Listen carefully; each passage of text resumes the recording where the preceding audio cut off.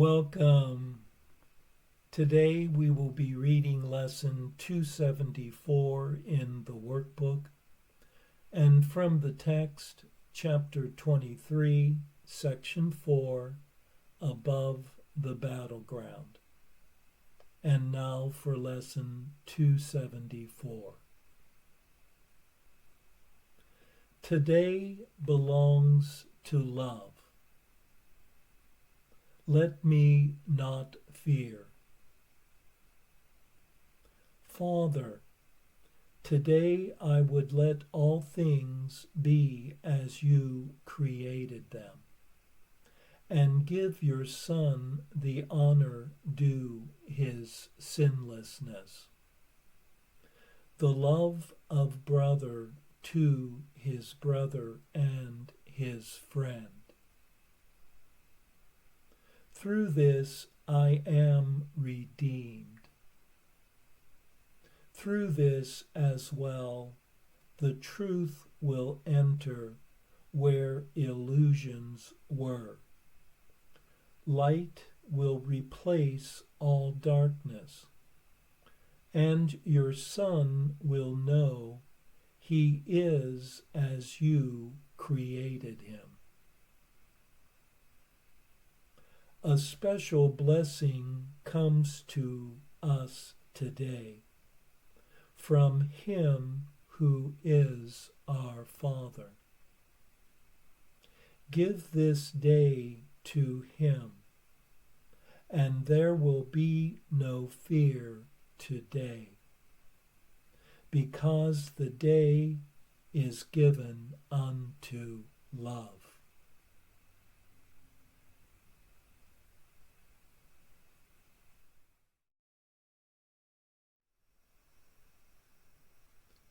Let one allow everyone and everything to be as love created it, recognizing in the one creation its beauty and its innocence. In loving the other as oneself is the truth of one's kinship revealed, and illusions of separation released.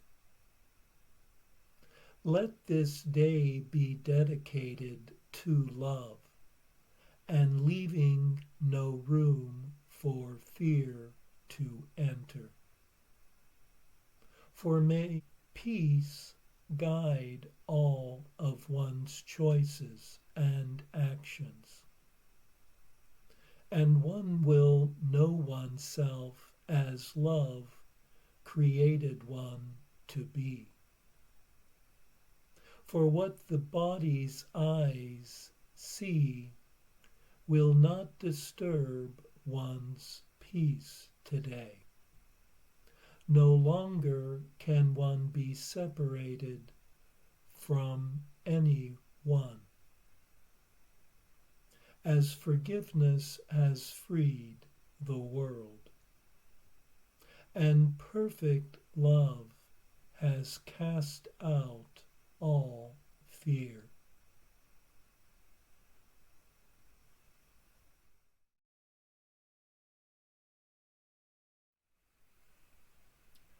And now for our text reading for today, from chapter 23, section 4, above the battleground. Do not remain in conflict, for there is no war without attack. The fear of God is fear of life and not of death. Yet he remains the only place of safety. In him is no attack, and no illusion in any form stalks heaven. Heaven is wholly true. No difference enters, and what is all the same cannot conflict. You are not asked to fight against your wish to murder, but you are asked to realize the form it takes conceals the same intent. And it is this you fear, and not the form. What is not love is murder. What is not loving must be an attack. Every illusion is an assault on truth, and everyone does violence to the idea of love because it seems to be of equal truth. What can be equal to the truth yet different? Murder and love are incompatible.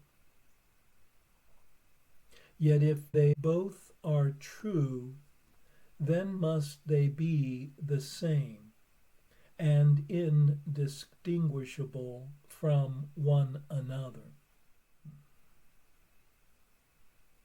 So will they be to those who see God's Son a body. For it is not the body that is like the Son's Creator. And what is lifeless cannot be the Son of Life. How can a body be extended to hold the universe? Can it create and be what it creates? And can it offer its creations all that it is and never suffer loss? God does not share his function with a body. He gave the function to create unto his Son because it is his own. It is not sinful to believe the function of the Son is murder, but it is insanity. What is the same can have no different function. Creation is the means for God's extension, and what is his must be his Son's as well. Either the Father and the Son are murderers, or neither is. Life makes not death, creating like itself. The lovely light of your relationship is like the love of God. It cannot yet assume the holy function God gave his Son.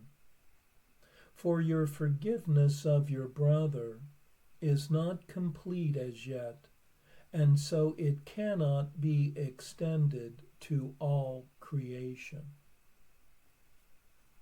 Each form of murder and attack that still attracts you, and that you do not recognize for what it is, limits the healing and the miracles you have the power to extend to all. Yet does the Holy Spirit understand how to increase your little gifts and make them mighty. Also, he understands how your relationship is raised above the battleground, in it no more. This is your part, to realize that murder in any form is not your will. The overlooking of the battleground is now your purpose. Be lifted up, and from a higher place look down upon it. From there will your perspective be quite different. Here in the midst of it, it does seem real. Here you have chosen to be part of it. Here, murder is your choice. Yet from above, the choice is miracles instead of murder. And the perspective coming from this choice shows you the battle is not real and easily escaped. Bodies may battle, but the clash of forms is meaningless. And it is over when you realize it never was begun. How can a battle be perceived as nothingness when you engage in it? How can the truth of miracles be recognized if murder is your choice? When the temptation to attack rises to make your mind darkened and murderous, remember you can see the battle from above. Even in forms you do not recognize, the signs you know.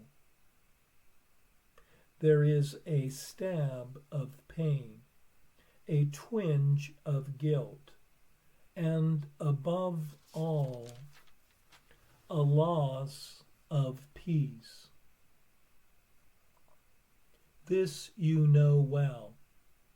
When they occur, leave not your place on high, but quickly choose a miracle instead of murder. And God Himself and all the lights of heaven will gently lean to you and hold you up. For you have chosen to remain where He would have you, and no illusion can attack the peace of God together with His Son. See no one from the battleground, for there you look on Him from nowhere.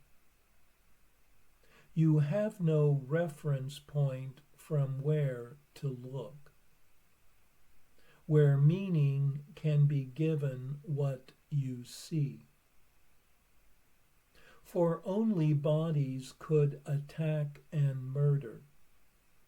And if this is your purpose, then you must be one with them. Only a purpose unifies, and those who share a purpose have a mind as one. The body has no purpose of itself, and must be solitary. From below it cannot be surmounted. From above, the limits it exerts on those in battle still are gone and not perceived. The body stands between the Father and the heaven He created for His Son, because it has no purpose. Think what is given those who share their Father's purpose, and who know that it is theirs. They want for nothing. Sorrow of any kind is inconceivable. Only the light they love is in awareness, and only love shines upon them forever. It is their past, their present, and their future. Always the same, eternally complete and wholly shared. They know it is impossible their happiness could ever suffer change of any kind. Perhaps you think the battleground can offer something you can win. Can it be anything that offers you a perfect calmness and a sense of love so deep and quiet that no touch of doubt can ever mar your certainty, and that will last forever? Those with the strength of God in their awareness could never think of battle. What could they gain but loss of their perfection? For everything fought for on the battleground is of the body, something it seems to offer or to own. No one who knows that he has everything could seek for limitation, nor could he value the body's offerings. The senselessness of conquest is quite apparent from the quiet sphere above the battleground. What can conflict with everything? And what is there that offers less, yet could be wanted more? Who, with the love of God upholding him, could find the choice of miracles or murder hard to make?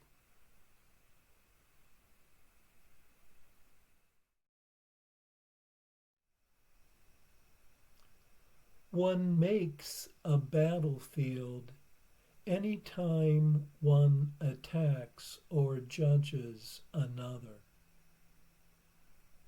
And only bodies can be attacked, for minds cannot attack. And spirit is one forever. And therefore one has chosen to see oneself as a body, and the other as a body. Yet why would one choose the limitation of a body when one was given everything as unlimited love? All attack is murder, and murder is not love. The Holy Spirit attempts to teach one that murder in any form is not one's true will, and guides one to overlook the battlefield of judgment. From a higher viewpoint, the battleground looks unreal and easily escaped. By disengaging from attack, does one recognize its nothingness? For there is nothing of any value to be gained on a battleground, and much to be lost, like one's awareness of love's presence.